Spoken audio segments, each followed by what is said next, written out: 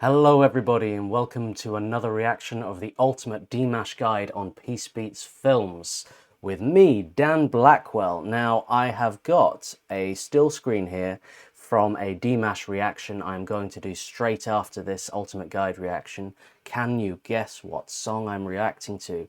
It's one I haven't heard, a video I haven't seen, but if you head over to Peace Beats with Dan Blackwell after this video, it will be up there to see the reaction to this song as well. So do make sure you hit subscribe to both channels if you enjoy my Dimash content. But for now, we are getting straight back into the Ultimate Dimash Guide Part 9. Personality and the Serious Side.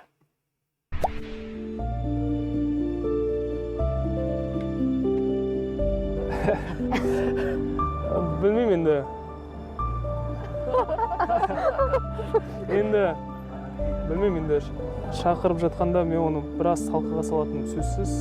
Өйткені мен әр адам өзінің мамандығымен айналысу керек деген қағиданы ұстанатын адаммын.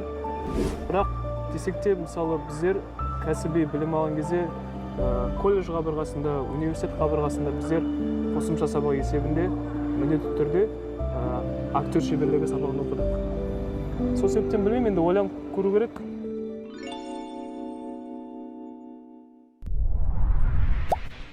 Бала кезден бері көз ашқалы ата-әжеміз ертегімен сусындатып өсірді.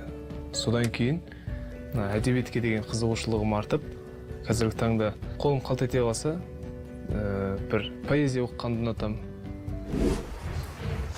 Әрбір әнші адам өзінің мамандығына тікелей байланысты болғандықтан әдебиет саласына көз салып жүру керек деп ойлаймын. Өйткені біздер ән жазғызамыз, әнге сөз жазғызамыз. Ол сөз, ол ән деңгейі қандай деңгейде? Мысалы, терең мағыналы сөздер ма, әннің құрылымы қандай деңгейде? Осыған ерекше мән беру керек деп ойлаймын.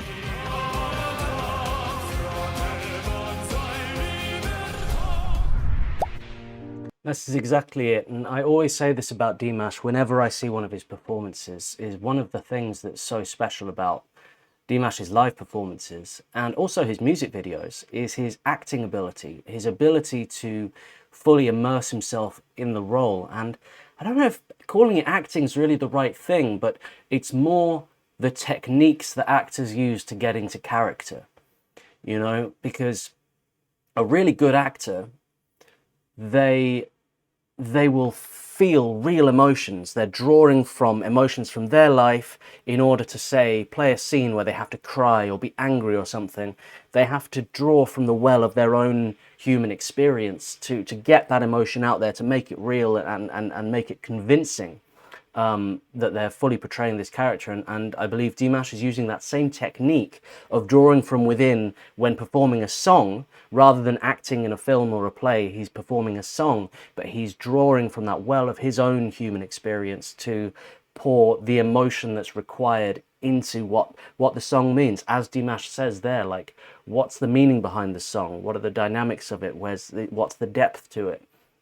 You need to match that with your delivery, as well as just sort of, you know, performing the notes perfectly and all of that. You need to match the energy. It needs to come from a real place, else people will see that. People will know if you're singing a song and you don't really mean it, if you don't really feel, if it's a really sad song and you're singing on autopilot and in your head you're thinking, what am I going to have for dinner later?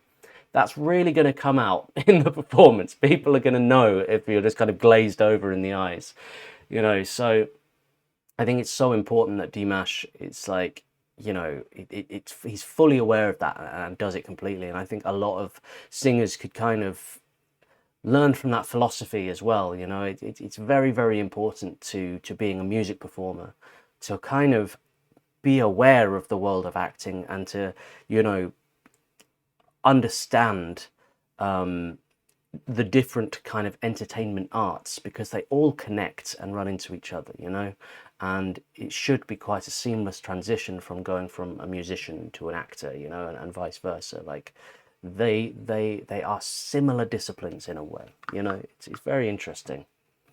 Но если мы хотим в духовном плане развивать подрастающее поколение правильно, тогда надо говорить о настоящих достижениях, а не просто о каких-то хайповых моментах артистов. Надо говорить о науке, надо говорить о культуре в целом, надо говорить о литературе.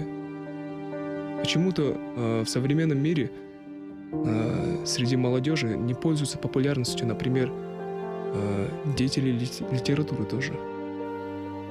Ну, это беда. I think this is a really important point, and I feel that in the modern world, everybody's way too caught up in material things, aren't they? And material success and peacocking with money or something. Like, having lots of money, it's not an achievement, you know? It's like, good for you, but like, would you rather have a positive impact on the world and help people and change lives positively, or create a piece of art or literature that moves people? Or would you rather be rich? You know, lovely to have both. I'm not saying there's anything wrong with money. It'd be lovely to have lots of money, I'm sure. Money buys freedom, you know, but you only need so much of it to feel free, I think. And I think if you think to yourself, would having more money change my day? If the answer's no, then you're rich, you know, and that's the only kind of rich I aspire to be, because there would come a certain point of money where it wouldn't change how I lived at all. Like, once I have all my things for survival and all my kind of hobbies are cared for, then cool, but I don't need some crazy car or some mansion or something like that, you know. Like, I would consider myself rich if I didn't want for anything. Didn't like need for anything. That's wealth, isn't it? But like, having money, in a way, anybody can do that. It's not something you're going to go down in history for, is it? It's not something, you know, people on your funeral will be like, he had so much money. You know, like, who cares? You don't take it with you. You know, there's no sense of legacy to it. And you're not just to base your life on material things and to showing off. It's a very sad like existence, isn't it? And what Dimash is saying here is just like, if only we put more importance for young people into writers, authors, you know, and artists and history, and there's so much cultural wealth to be had in the world, and you can get all that wealth for free, you know. Go out and focus on that and building that kind of wealth, and a wealth of friendship and love and all those things, rather than just explicitly solely focusing on the wealth of just having money to say, look how much money I've got. Because there's so much of it from celebrities now, you know, and that's just the world that people are getting from influencers and stuff like that, where they're just throwing money around all the time, and it's just everybody's value is based on how much money you have. That's not what a human being's value is based on. It's got nothing to do with it, you know? Anyway, sorry, that was a little bit of a tangent there. In short, I agree with him.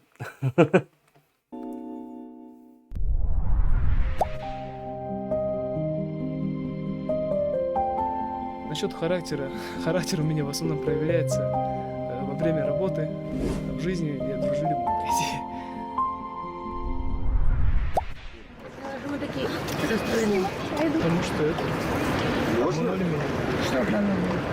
Я же попросил спускаться. У нас эпизод, когда мы с ним зашли, скажем так, в зону конфликта, и мы не разговаривали 2 суток. На предварительном этапе мы говорили, нам же нужно было получить заказ, поэтому до этого мы говорили, ты будешь летать, ты будешь, я не знаю, будут ракеты, космос. А потом случились реалии. Обижаешься, ты что делаешь? Разговариваешь? Или что? Вообще я стараюсь вообще не высказываться. В себе? Да, Молча? в себе, и потом наступает Прорывает. момент, да, раз в год, наверное, раз в 2 года, потом А когда ты злишься, как это вот, как злится Димаш? Ты кричишь, машешь руками, я не знаю, бросаешь вещи, там, колотишь стенку. Как ты злишься? Да, это очень страшно, лучше это не видеть. Страшно. Слушай, ну это даже, ты настолько сам по себе такой весь позитивный, приятный, я не могу представить, как ты злишься. Ну, поэтому я особо не злюсь. Мат бывает для связки слов. Давайте перейдем к следующему вопросу. I gotta say, these are really weird questions to be asking. You know what I mean? Like, why? Why? Yeah, it's strange, isn't it? I guess maybe Dimash has a bit of an image of kind of perfection, I suppose. So the interviewer is trying to find little like chinks in the armor, you know, little holes in it, and be like, poke at it, like, you know, there must be something wrong with you. Like, what's, you know, do you have a really nasty side to you or something like that? I mean, it's all in humor, isn't it? But it's an odd line of questioning, I think. And yeah, interesting. And interesting about the last thing with that woman, like,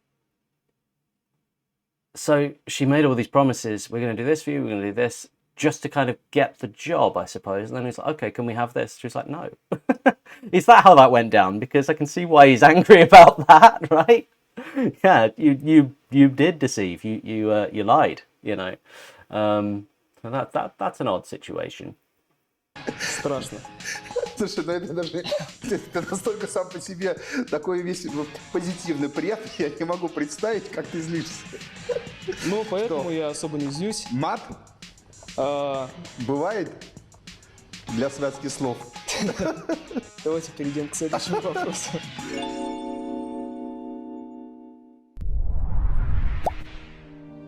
Ну, прямые эфиры я не делаю по той причине, что... как включить? Да. Я не знаю как. Он не знал. Да.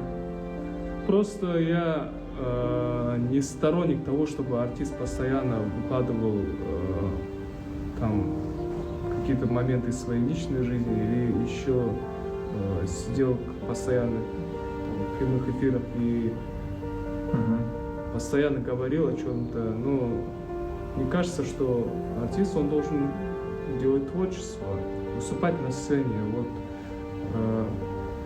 Ну, я могу ошибаться. Это субъективное мнение, да. Должно идти изнутри. Прям ты должен хотеть это делать постоянно. Да.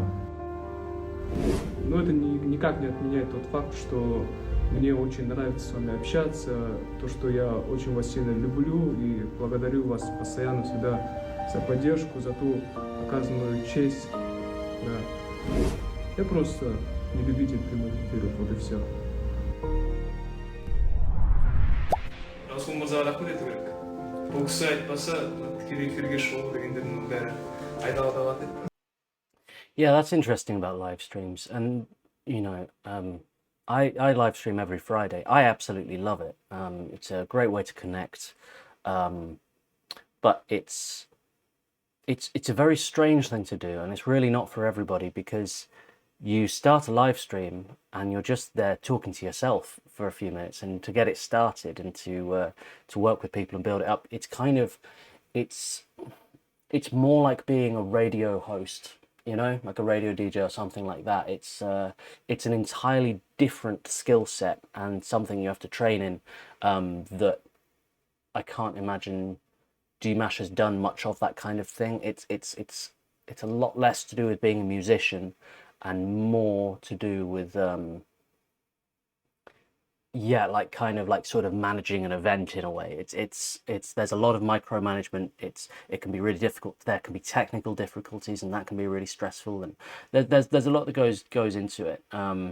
So I don't blame anybody for not wanting to do live streams. It's good if you can. It's a great way to connect with people, but it can be very, very challenging as well, and very time consuming as well. So, you know, I can see where he's coming from there.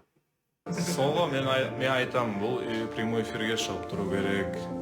Болмаса 5-10 минутқа болса да осылай бір шығып амандасып кетсе, Біздер негізі кішкене жасымызға жетпей жатып қартайып кеттік пе бірдеңе болып кетті ғой негізі. Жаңағыда тікелей эфирге шығуды да білмедік екенбіз де жаңағыда. Расул сен бәрін жасап берейін деп Расул жасап отыр да. Мынаны жаңарту керек, мына бағдарламаны деп ұшып кетіпті ғой енді. Бір жыл бұрын ғана келіпсің ғой соңғы тікелей эфирге деді ғой маған. Содан кейін бір жыл бұрын Инстаграмда обновлять еткен ғой. Оған не дейсіздер? жоқ енді мен енді кішкене уақытым болмай деген сол ғой енді. Инстаграмда қайта ашып қарап отырмын. Иә. Өнбейтініз ғой, өнбейтініз. Өнбейтініз, иә? Келісесіз ғой? Әрине, келсем, жең деректе жазып отырайық.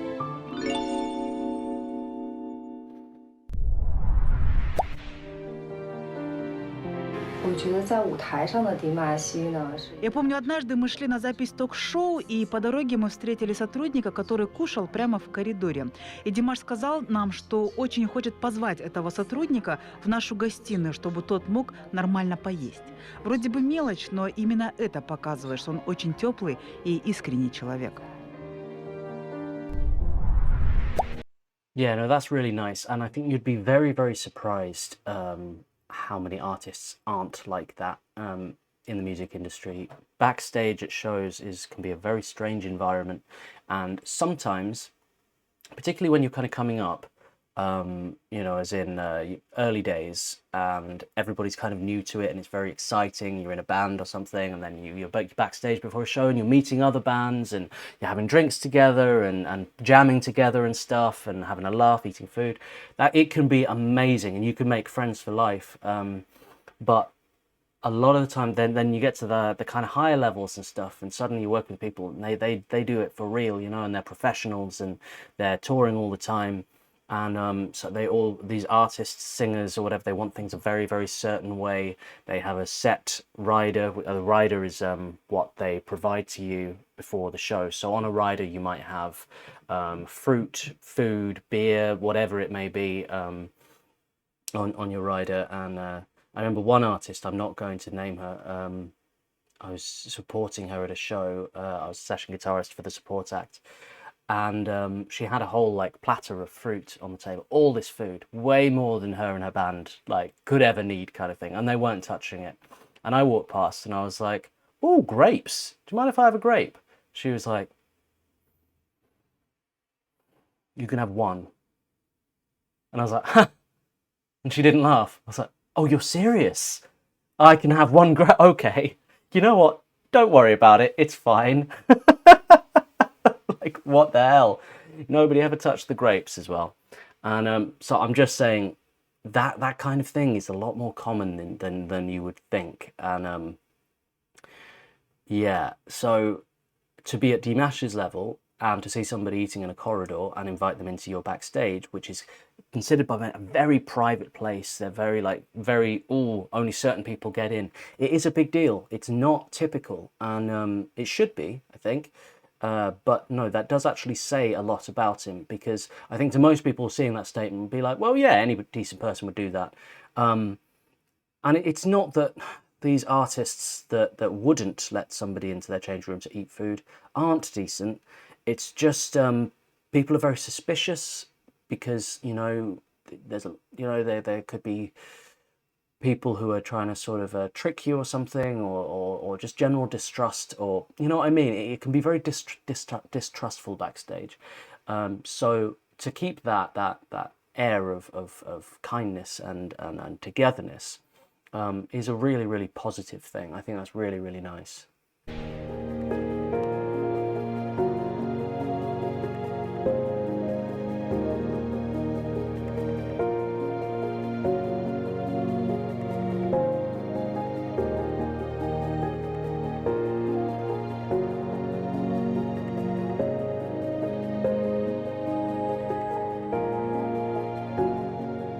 Сахна бітеді, короче. Сахна. Жүріп бара жатқан кезде. Димаш көрді да, сосын сен ұстап қалып, құтқарып қалдың ба сені? Уақыт сені бітмес. Базар.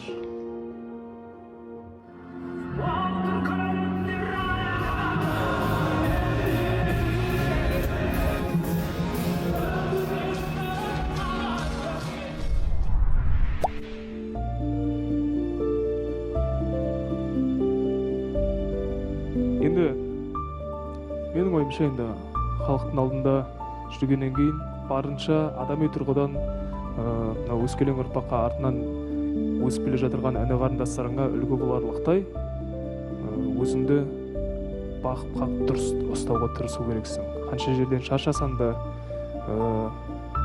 саған деген ынтызарлығын танытып, ниетін, махаббатын танытып тұрған адамға сені оның көңіліне қаяу түсіріп, оған жекіп сөйлеп қалып, қатты сөйлеп қалуға сенің ол нәрсе құқығыңда емес, сенің құзырыңда емес. Сол себептен кім болсаң да адам болу керек қой жалпы бұл өмірде. Бәрекелді, Димаш.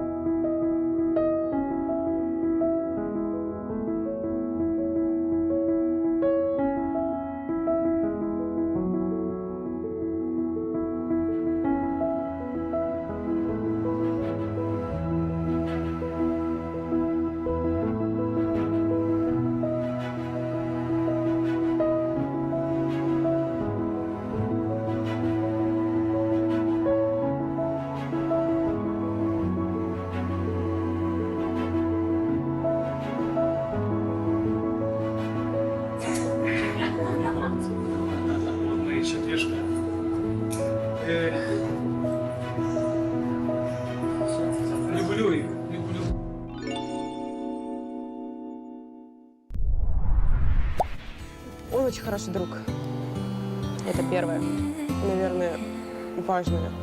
Очень хороший друг, очень хороший человек, человечный именно. То есть действительно большая редкость, когда человек может о тебе подумать в первую очередь, чем о себе. Ну, в наше время. Я не знаю, как сказать. В общем, мы его друзья. Мы не фанаты Димаша Кудайбергена, который вот на весь мир известен, да? Мы знаем его с другой стороны, мы просто знаем, какой он настоящий, и очень ценим это.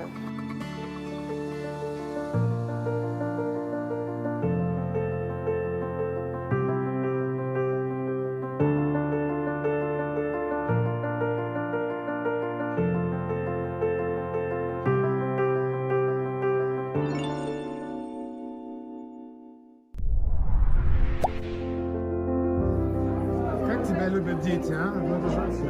Да, я детей тоже обожаю. Взаимная любовь.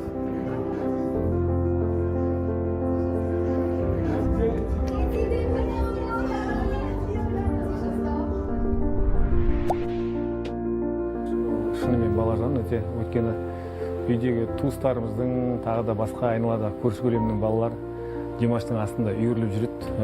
Біреуі мойнына мінеді, біреуі аяғына оратылып жүреді. Өзі сол балаларды жақсы көргеннен кейін сол балаларды тани ма, сондай енді негізді мейірімді болады ғой Димаш. Сосын жаңағы көп қақпағаннан кейін балаларды жақсы көретін болу керек.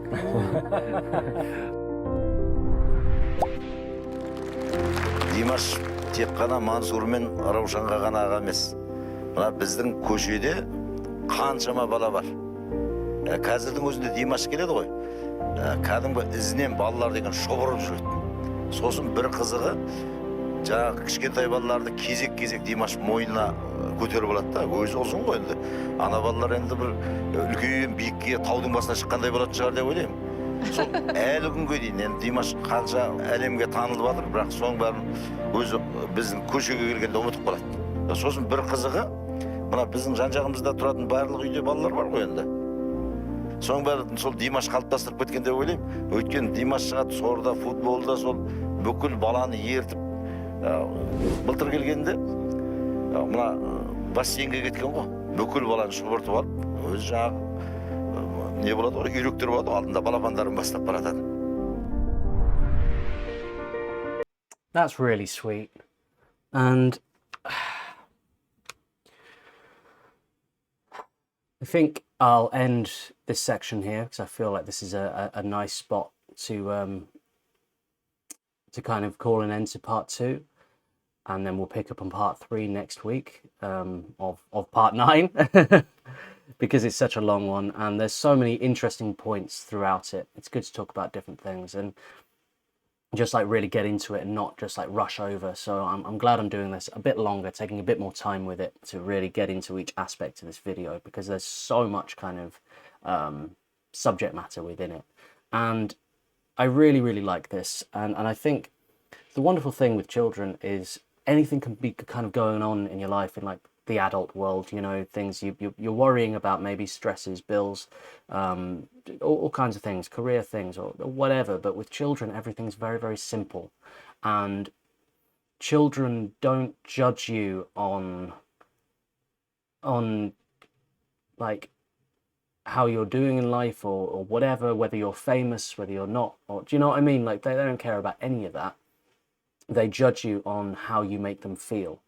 And so if you make them feel good about themselves, make them happy and fun and laugh, you know, that'll go a really, really long way. So I think wherever you are in your life, or whatever's going on, to be able to sort of connect with kids in that way is just such a positive thing. And I can imagine being, if you were like super famous like Dimash, that it must be so nice to not be famous for a little while, you know what I mean? Because kids don't really get what that means, you know, young kids, you know. So there must be a lot of freedom in that as well, you know, like yeah, I think that's a really, really nice thing. I think it's really important. And you know, I think you should always try and stay in touch with your inner child, you know what I mean? And just kind of keep that alive and not lose sight of what's really important, because kids do know what's really important, you know what I mean? And it's being in the moment and the now and love and you know what I mean? It's like it's a lot more straightforward, so it's good to always connect with that. And yeah, I just think that's really lovely. I'm really enjoying part 9. I've enjoyed every section of Leela C's guides to Dimash, but this one, there's so much in it. It's really, really great. Do head over and subscribe to Leela C. She's done amazing work editing these. If you enjoy my reactions, hit subscribe, and you can head over right now to Peace Beats with Dan Blackwell and check out my latest Dimash reaction that I'm about to do right now to his song. Let me see what we have got. If you didn't guess it, the song is No, New Wave 2019.